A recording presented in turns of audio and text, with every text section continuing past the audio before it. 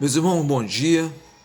Hoje nós estamos aqui para estudarmos sobre a lição da Escola Dominical, a lição número 8, o trabalho é meu. E hoje nós, da classe Gideão, nós vamos estar falando sobre esta lição.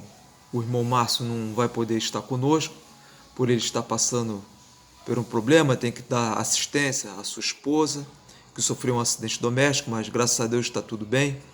Ela está em recuperação. Então, vamos orar. Senhor nosso Deus, nosso Pai, nós estamos, Senhor Deus, pedindo, Senhor, que venha nos ensinar, Senhor Deus, sobre esta lição. Nós agradecemos, Senhor Deus, porque temos a Tua palavra. Nós agradecemos, Senhor Deus, porque ainda podemos estudar desta lição. Nós agradecemos por Ele ter nos dado, Senhor Deus, esta rede social e podemos estar compartilhando esses conhecimentos, Senhor.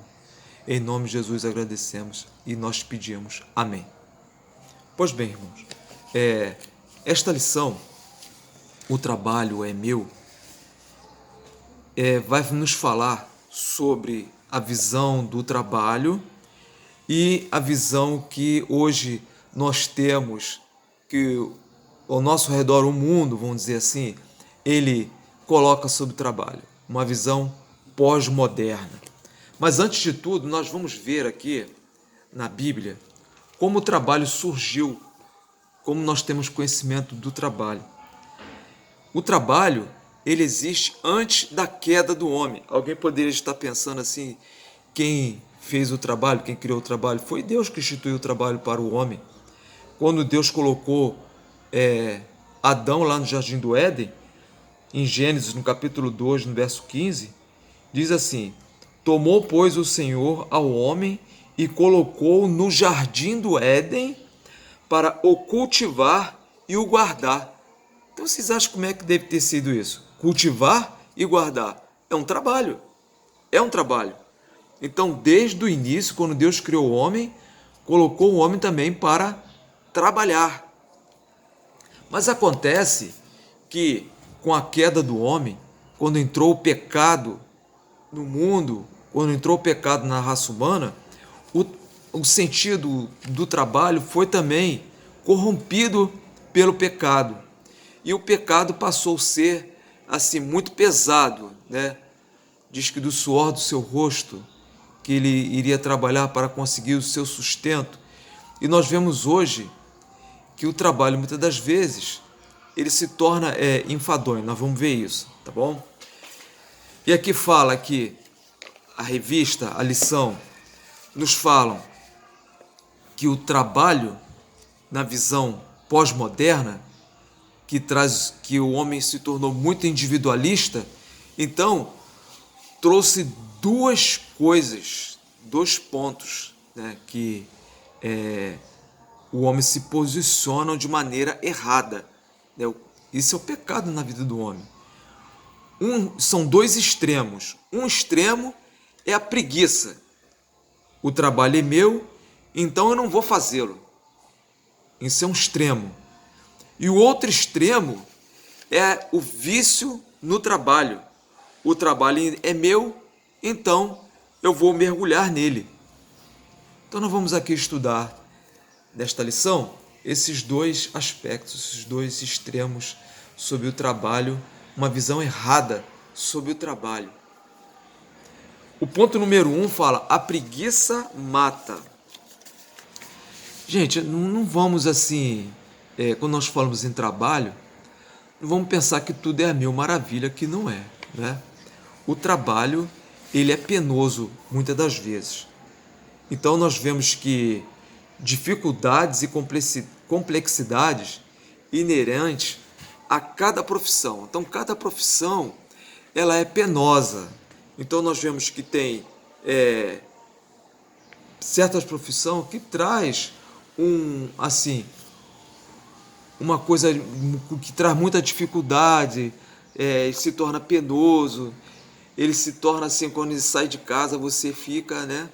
Poxa, eu vou trabalhar hoje, aí você começa a pensar nas dificuldades que o trabalho pode trazer. Então vamos aqui enumerar algumas profissões e as suas dificuldades e as complexidades. Um deles assim, vamos pensar na pessoa que trabalha em obra. É um trabalho muito extenuante, que demanda muito esforço físico, né? Então, tem que trabalhar no sol, muitas das vezes, tem que trabalhar na chuva, tem que trabalhar em lugares altos. Então, é um trabalho muito penoso. Vamos ver aquela pessoa que trabalha na metalúrgica, um metalúrgico. Tanto a obra como quem trabalha no serviço metalúrgico tem que usar os EPI, quer dizer, equipamentos de proteção individual. Então a pessoa tem que colocar luva, tem que colocar máscara, tem que colocar aquela roupa pesada. Imagine num calor como aquela roupa se torna muito penosa para a pessoa que a usa, né? É, e sem contar que muitas das vezes aquela roupa dificulta os seus movimentos. Então, isso é uma parte penosa do trabalho, a complexidade que ele traz. Podemos também ver aquelas pessoas que trabalham como vendedor, trabalham como bancário, trabalham em serviços públicos, tem que lidar com o público, tem que lidar com as pessoas. Então, tem pessoas de vários pensamentos, várias origens. Então, é uma dificuldade. Também, quando a pessoa parte para o trabalho, tem que pegar condução, são condições lotadas, condições que ficam atrasadas, condições precárias, é o trânsito. Então, são isso que nós vemos que muitas das vezes o trabalho é penoso. Mas o trabalho realmente é penoso. Às vezes eu fico pensando quando nós vamos nos alimentar. Então, vejam só, a gente tem que sair para ganhar dinheiro, a gente tem que sair para fazer compra, trazer a compra para casa, armazená-la, preparar o alimento, no cozimento. Depois você só leva o quê? 20 minutos se alimentando e tem uma louça para lavar. Aí fico pensando, como é penoso, né?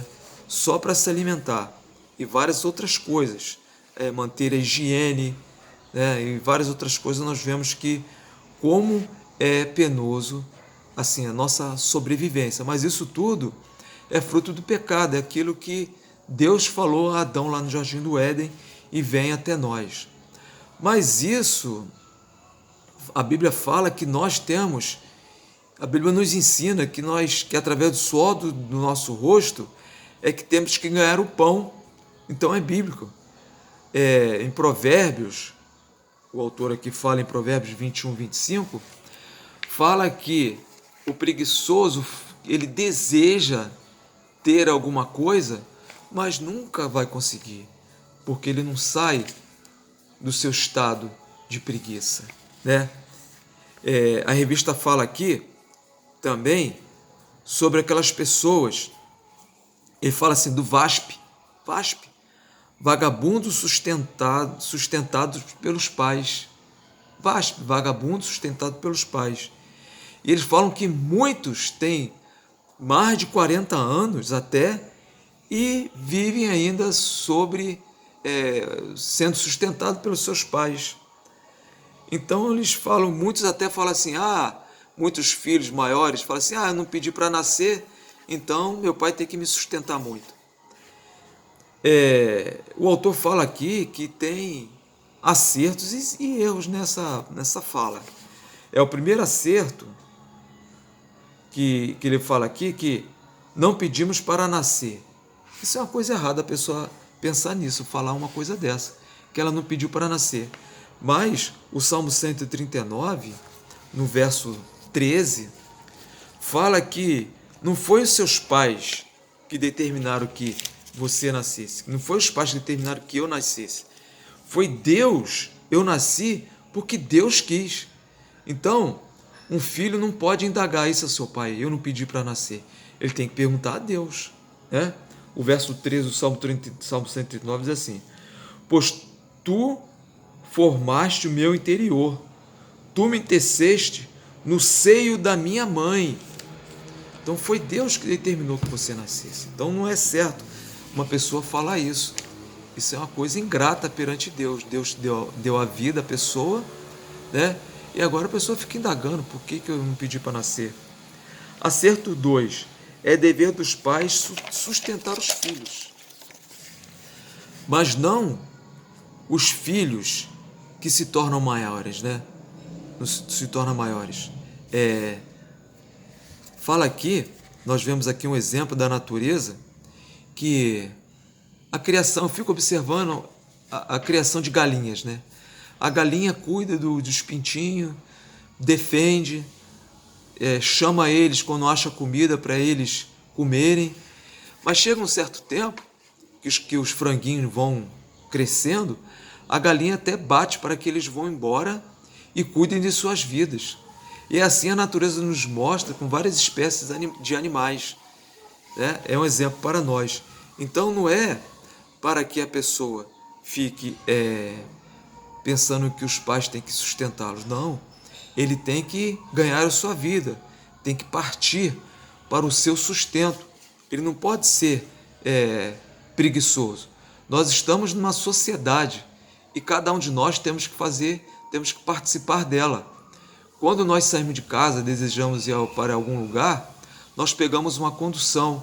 Alguém está ali conduzindo, seja um motorista, seja um maquinista, ele está fazendo essa contribuição. Né? Quando nós precisamos de um médico, o médico está ali fazendo a sua atuação. Então, cada um tem a sua participação na sociedade, né? Lembro-me de um filme que eu vi, O Náufrago.